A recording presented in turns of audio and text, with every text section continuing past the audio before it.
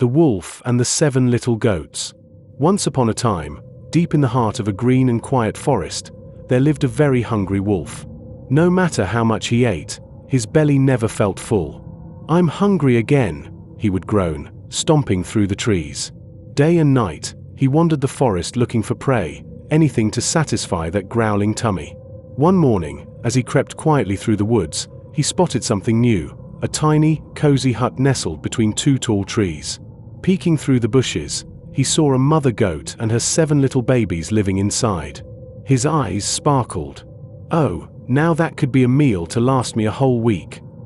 The crafty wolf crouched low, hiding and watching the hut all night. Then, just as the sun rose, something interesting happened. The mother goat was getting ready to leave. She kissed each of her 7 babies on the head and said lovingly, "My children, I'm going to the market to buy some food. Be good while I'm gone, and remember, do not open the door to anyone." "All right." The little goats nodded and promised to stay safe. With that, the mother goat trotted off toward the village. From his hiding place, the wolf grinned. "Now's my chance," he whispered. But he knew those clever little goats wouldn't open the door for just anyone. He needed a trick, a disguise. So, the wolf put on an old dress he found lying around. He bent 2 branches into the shape of goat horns and tied them to his head. Then, he rolled his feet in flour to make them look soft and white, just like a goat's. To complete the look, he even stole a warm apple pie from someone's windowsill. "I'll change my voice too," he chuckled, trying to sound sweet and gentle. "Like this. I'm your loving granny."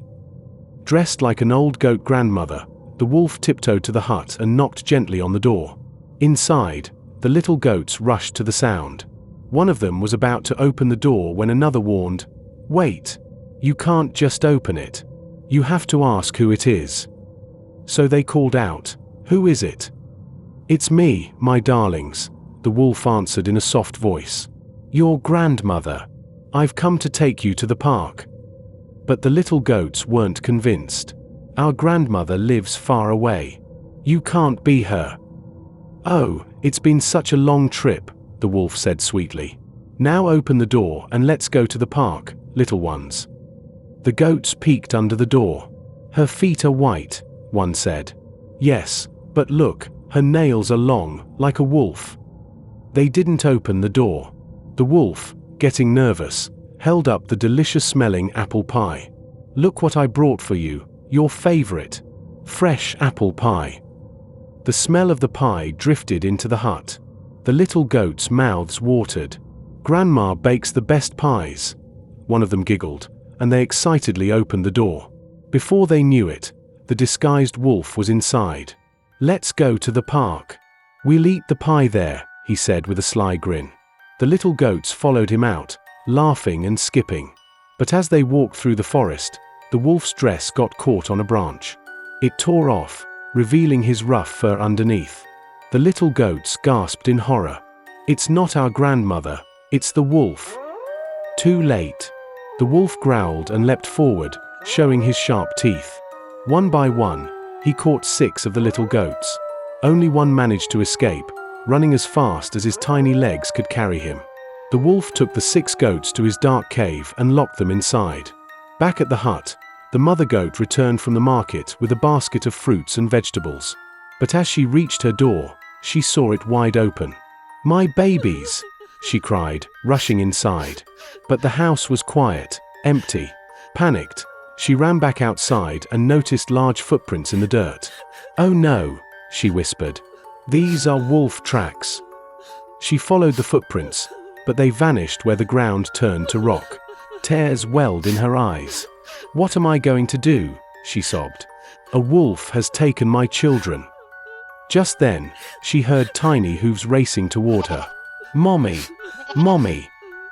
It was the one little goat who had escaped. "Oh, my dear! Where are your brothers?" The little goat explained everything, how the wolf had dressed up, how he fooled them, and how he took the others away. "But I know where his cave is," he said bravely. The mother goat hugged her child tight. "Let's go get them back." Together, they crept through the forest, following the little goat's memory. When they reached the dark lair, they heard the muffled voices of the other goats inside. "Shush," said the mother goat. "We need a clever plan." Thinking quickly, she and her baby stood in front of the cave and used their hooves and shadows to make a large, scary shape on the wall. The shape looked like a huge, hungry bear. Inside, the wolf was about to eat the goats when he saw the shadow. A bear," he stammered. "I am a giant bear," boomed the mother goat in a growly voice. "And I'm hungry too. There must be a wolf around here I can gobble up." "Help! Bear! Bear!" cried the wolf, running out of his cave as fast as he could, stumbling over roots and rocks in terror. When he disappeared into the forest, the 6 little goats ran out of the cave and jumped into their mother's arms. "Oh, my babies!" she cried with joy. They all hugged each other tight. From that day on, the mother goat and her 7 little ones lived happily and safely in their hut, far away from the trickster wolf, who never dared come near again. Please like my videos and subscribe my channel for more interesting and learning videos.